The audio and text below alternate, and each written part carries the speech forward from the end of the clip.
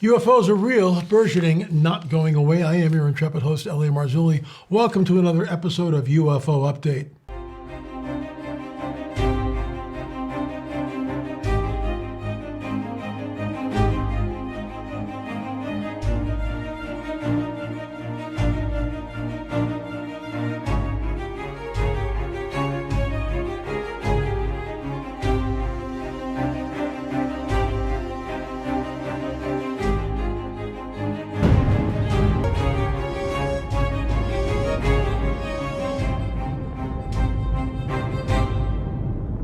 So, a couple things here. A pair of UFOs spotted over oil rig off the coast of Mexico.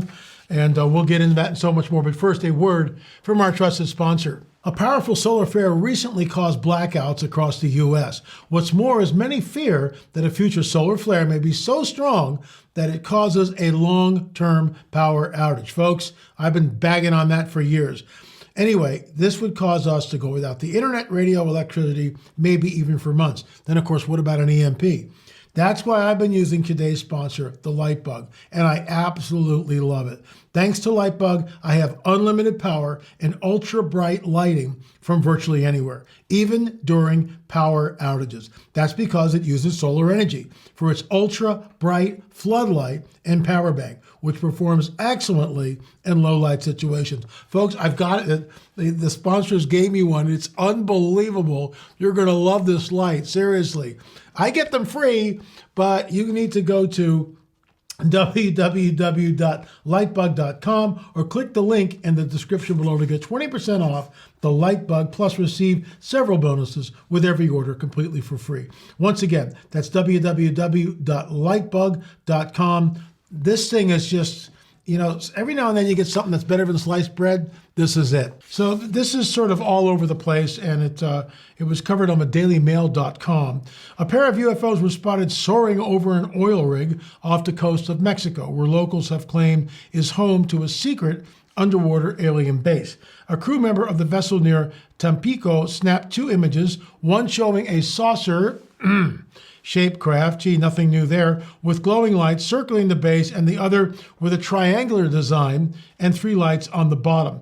The witnesses said that the UAPs hovered for what seemed like 10 minutes. That's a long encounter. And then just zoomed off in an instant, a source told the Daily Mail. If you go there and you check it out yourself, very interesting. Close encounters of the first and second kind. A 10-minute exposure, that's a long time, but the craft is really very distant. It's like, it looks kind of like this in the picture, you know, way back here. And a close encounter of the second kind is when the craft is really up close and personal. The bottom line is they were able to discern the shape of the craft, which of course was a saucer, just like we have on my desk. I still can't get it to levitate. I think there's something wrong with it, but I digress. So the bottom line for me is this, that UFOs and the phenomenon is ongoing. It's burgeoning. It's real. And this is why I commented on Admiral Ryder, in my opinion, with all due respect to the Admiral, a ridiculous comment that there's nothing to see here, keep moving. As my late business partner, Richard Shaw, and I used to quip, what you saw was a weather balloon reflecting the planet Vegas that was tangled up in a flock of geese, caught in a thermal pocket, and that's what you saw. So nothing to see here, keep moving. Well, they took pictures and they know what they saw. And here's the deal. When a person sees something and encounters a UFO like that, it's life-changing. It's completely, everything's off the table because there's nothing in our grid system that prepares us for it. So circling back to the Fatima apparitions in 1917, when people looked up, now remember this, okay? It'd been raining all morning and everybody's wet. All of a sudden the sun comes out, but then a cloud moves in front of the sun. Out of the cloud comes a UFO. How do we know this? Because the eyewitnesses in our film on Fatima, okay? Shameless plug, streaming.lamarzulli.net. You can download them right after the show and watch them and understand and learn what's really going on. So there's about 70,000 people in the field of Fatima, the moors of Fatima. 1917. There's no airplanes in Portugal at that time, believe it or not. World War I is raging, and I don't have time to get into the whole Fatima apparition thing because I want to stick on point here. But the cloud moves in front of the sun. Out of the cloud comes what? A spinning disc, because the eyewitnesses got a hold of Father Fiera, who was the parish priest who wrote everything down longhand. And those files are still at Fatima Archives. And these witnesses said, I looked up and saw a dull silver disc. What is this? John Adam, why don't you press in on this? There it is. What is this? It's a dull silver disc. Why are the witnesses saying that? In 1917, there's no verbiage for UFO, nothing in the vernacular, or flying saucer. Flying saucer wouldn't be coined until Kenneth Arnold sees that squadron, if I can use that word, of UFOs over Mount Rainier. And he says it looked like two saucers put together. There it is right there. Flying saucer, UFO. They are real. They are burgeoning. They are not going away. I believe what happened in Mexico is real, and it flies in the face of what Admiral Ryder is saying, with all due respect to him. This is the coming great deception. There is a nefarious agenda. There's a saying I coined months ago, years ago. We go up, they come down. We go up, they show up. In our ninth and 10th film on UFOs, What is the Truth? At the very end, I weigh in on this, and I lay it all out. You're going to want to get those. They're not available yet. They're not available yet. We have 8 films that are available, including Roswell 1 and Roswell 2. It's all there. What are you waiting for, folks? Go to our site, lamarzulli.net, lamarzulli.net. Also, to stream them, streaming.lamarzulli.net. I want to talk to you about something here, and I've tried to get this gentleman on our show, and he just will not come on, but I keep getting his emails. And so I will not disparage him, but I do have a different opinion of what he's engaged in. And that's what I will address today, because this supernatural world is real, and this all ties into the whole UFO phenomenon. And with all due respect for Mr. Daryl Anka, in my opinion, he is channeling a familiar spirit. And this familiar spirit will lie and do so habitually. If he were here, he would take umbrage with that, which is why we're not trying to disparage him. Mr. Anka can believe what he wants to believe. I am just saying that we're told in the guidebook to the supernatural, i.e. our Bibles, not to engage in this type of behavior. Because what we're bringing into us, what's the litmus test that this is something benevolent or malevolent? So this is what he's saying. Countdown to Contact series. This is the other side of the aisle. And again, he's more than welcome to come in and defend his position. I'm not here to attack him personally. I'm not doing that. I'm not attacking. I'm shedding a light on what I believe is a deception. So let's get into it. Social experiment step 2, the Interstellar Alliance. In the Interstellar Alliance social experiment, step 1, Bashar. Bashar is the entity that is being channeled through Daryl Anka.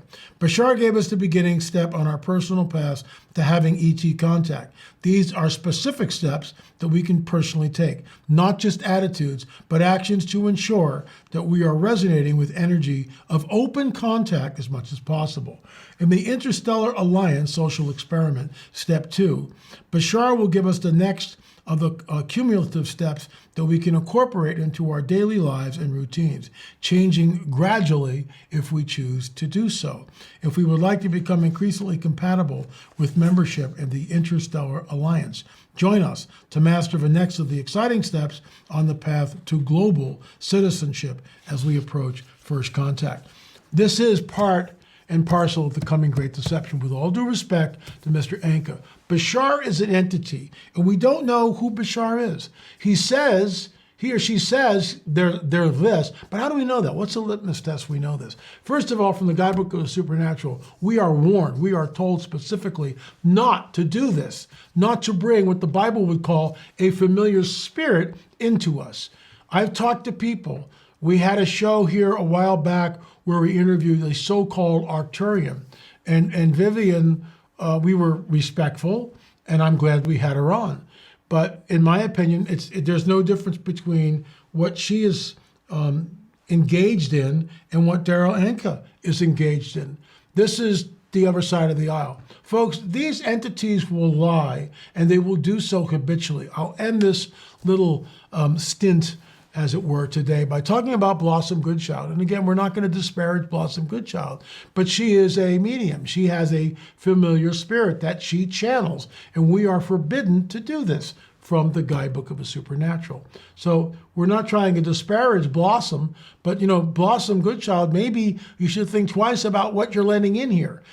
The analogy for Mr. Anka and Blossom Goodchild and Vivian is this.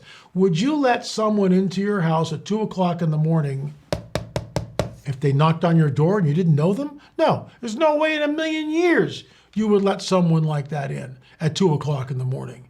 If anything, you get on the phone and call the police. Some guy's knocking at my door at 2 o'clock in the morning. Hey, pal, what do you want? So it's the same thing. Why would you let these entities into you? Why would you allow them to speak to you? When Vivian came on the show, she said, we thank you for opening a door. I have had to pray against that. We don't want any open doors here. We're not opening a door to Mr. Anka or Blossom Goodchild or Vivian or anybody else that deals with what I would call the occult, because that's what it is. I will end by saying this with Blossom Goodchild. She was told, and this was October 13th, I believe it was October 13th was going to happen. I found that really interesting. Same date as Fatima. Oh no, it was October 14th, the day after the Fatima, that there was going to be a mile-wide craft over the southern hemisphere. And she went all out on this. And I interviewed her. I said, well, Blossom, it didn't happen. There was no craft over the southern hemisphere. And I said, did they lie to you? I held her feet to the fire. Did they lie to you? And she said, well, no, but I asked them over and over again, and they assured me it would happen. Folks, these entities, they lie. They lie all the time. Who is the father of lies? I say this with all the love I can muster for Daryl Anka, Blossom Goodchild, and Vivian, because these people, in my opinion, are taking on something which is very dangerous. Anyway, folks, that's it. Thanks so much for watching. Remember, the Roswell series is up. We've got so much on so much content. What are you waiting for? When you buy this stuff, it keeps us going, and we thank you for that. We thank you for your patronage. Folks, the supernatural world is real, and sometimes it manifests to people like you and me, certainly here, and certainly with the UFO report. Thanks so much for watching.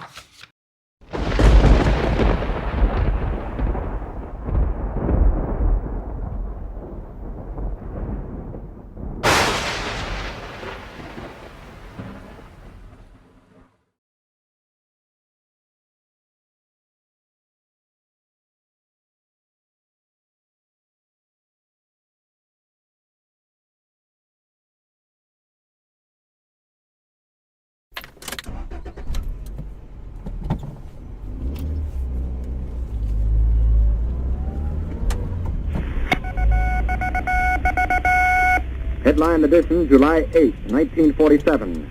The Army Air Forces has announced that a flying disc has been found and is now in the possession of the Army.